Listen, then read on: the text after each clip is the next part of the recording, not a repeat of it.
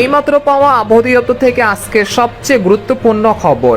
আঘাত এনেছে প্রবল শক্তিশালী নিম্নচাপ, উপকূলে আশ্রয় পড়ছে বড় বড় ঢেউ। টানা 5 ঘন্টা চলবে নিম্নচাপের তাণ্ডব, সেই সাথে কয়েকটি জেলায় অতি ভারী বৃষ্টির সতর্কতা। শনিবার পর্যন্ত চলবে এই মেঘ বৃষ্টি।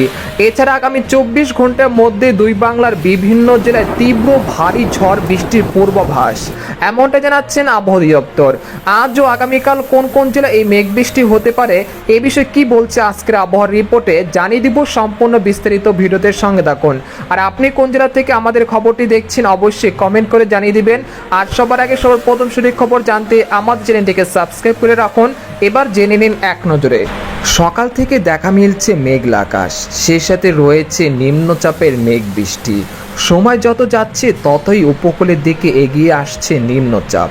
আবহাওয়া দপ্তরের ধারণা, আজ রাতের মধ্যে এই নিম্নচাপ খুলনা ও বরিশাল বিভাগের মধ্যবর্তী স্থান দিয়ে স্থলভাগে আঘাত হানতে পারে। সেই সময় বাতাসের সর্বোচ্চ গতি থাকতে পারে ঘন্টায় 60 কিলোমিটার।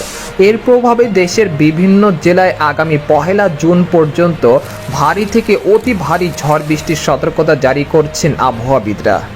এদিকে আবহাওয়ার আরেকটি সতর্কবার্তায় বলা হয়েছে, নিম্নচাপের প্রভাবে এখন থেকে পরবর্তী 24 ঘন্টার মধ্যে বরিশাল, খেপুপাড়া, পটুয়াখালী, লালমোহন, ভোলা, বরহুদ্দিন, চরপেশন, হাতিয়া, সন্দ্বীপ, লাকসাম, নোয়াখালী, রায়পুর, হাজীগঞ্জ, চাঁদপুর, কুমিল্লা, চট্টগ্রাম, হাটহাজারী, খাগড়াছড়ি, রাঙ্গামাটি, বিলাইছড়ি, কুতুবদিয়া, মহেশখালী, টেকনাফ, ব্রাহ্মণবাড়িয়া, ময়মনসিংহ, নেত্রকোনা, ফুলপুর, কিশোরগঞ্জ ও সিলেট বিভাগের সব কয়টি জেলাতে ভারী থেকে অতি ভারী বৃষ্টিপাতের সতর্কতা রয়েছে শুক্রবার সন্ধ্যা পর্যন্ত।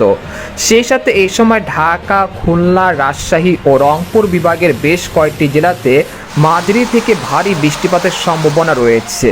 এদিকে সামুদ্রিক আবহাওয়া, বর্তমানে গভীর নিম্নচাপের কারণে উত্তর পশ্চিম বঙ্গোপসাগর বেশ উত্তাল রয়েছে।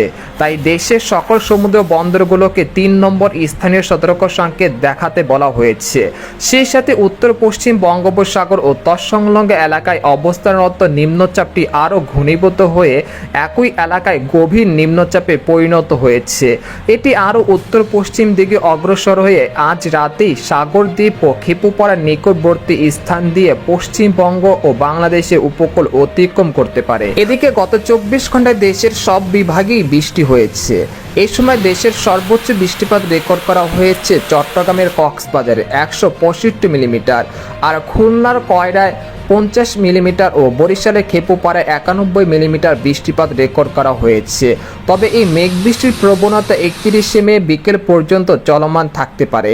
এদিকে বাংলাদেশের আবহাওয়াবিদ মোহাম্মদ ওমর ফারুক জানান, আজ সকাল 9টা থেকে পরবর্তী 24 ঘন্টায় রংপুর, রাজশাহী, ময়মনসিংহ, ঢাকা, খুলনা, বরিশাল ও চট্টগ্রাম এবং সিলেট বিভাগের অধিকাংশ জায়গায় অস্থায়ীভাবে দমকা বা ঝড়ো হাওয়া সহ বিদ্যুৎ চমকানো সহ হালকা থেকে মাঝারি ধরনের বৃষ্টি বা বজ্রসহ বৃষ্টিপাত হতে পারে। সেই সাথে সারা দেশের কোথাও কোথাও মাঝারি ধরনের ভারী থেকে অতি ভারী বর্ষণ হতে পারে। এই সময় সারা দেশে দিনের তাপমাত্রা 1 থেকে 2 ডিগ্রি সেলসিয়াস হ্রাস পেতে পারে এবং রাতের তাপমাত্রা সামান্য হ্রাস পেতে পারে। তো এই ছিল খবর। এরকম ইন্টারেস্টিং খবর জানতে আমাদের সাথেই থাকুন। ধন্যবাদ।